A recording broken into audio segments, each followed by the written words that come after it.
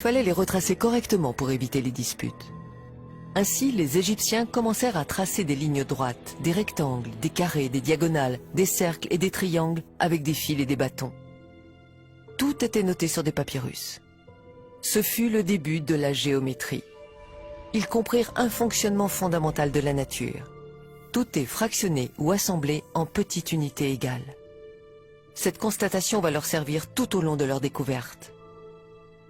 Il leur fallait aussi une unité de mesure pour bien délimiter les parcelles. C'est bien de faire de la géométrie, mais il faut mesurer les lignes. Ils pensent au pied du roi. La longueur du pied du roi peut être utilisée comme étalon. Cet étalon sera multiplié et distribué dans tout le royaume. Ils essayèrent les pieds, les bras, les jambes, les coudes du roi, mais il y avait un problème. Cette unité n'était pas fixe. Le problème était réglé pendant son règne, mais tous les rois n'avaient pas la même taille. Le roi suivant voudrait sûrement qu'on utilise son pied ou son coude par jalousie. Dans les collines, en attendant le recul du Nil, les Égyptiens réfléchissaient et cherchaient une solution au problème.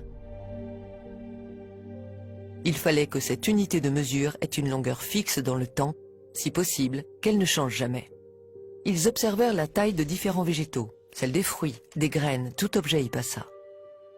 Mais tous ces objets n'avaient pas de taille fixe. Par exemple, si on arrosait bien une graine, l'année suivante, sa taille changeait. Et sur des longues distances, la différence devenait vite importante.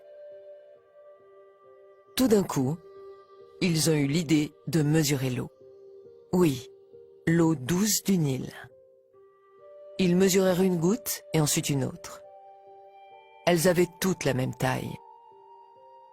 Du bas Nil jusqu'au haut Nil, les gouttes avaient la même taille. Ils remarquèrent que la taille de la goutte d'eau ne changeait pas année après année. C'est génial. Les Égyptiens ont trouvé l'unité unique. Le diamètre de la goutte d'eau sur une surface imperméable, comme du granit ou de l'alabastre, est constant.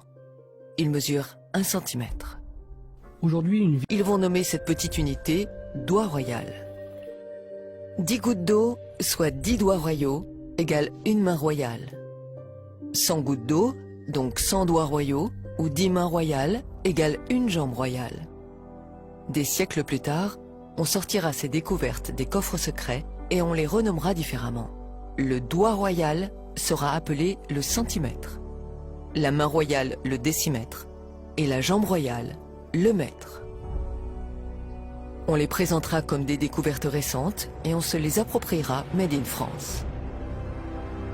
Le diamètre de la goutte d'eau douce mesure ce qu'on appelle aujourd'hui 1 cm. L'eau est une constante universelle. La taille de la goutte d'eau douce ne changera jamais pendant des milliers et des millions d'années. Oui, l'unité universelle, le mètre, n'a pas été inventée en 1780, mais elle fut découverte par les Égyptiens il y a des millénaires. Le mètre est une unité universelle parce qu'elle est mesurée sur l'eau. L'eau est la seule matière qui soit stable. Tous les autres matériaux ou objets sont difficiles à mesurer ou alors ils varient dans le temps. L'architecture de l'univers entier est construite sur cette unité. Sur le mètre, cette unité immuable, ont été définies les 6 unités fondamentales de la physique et de la chimie d'aujourd'hui.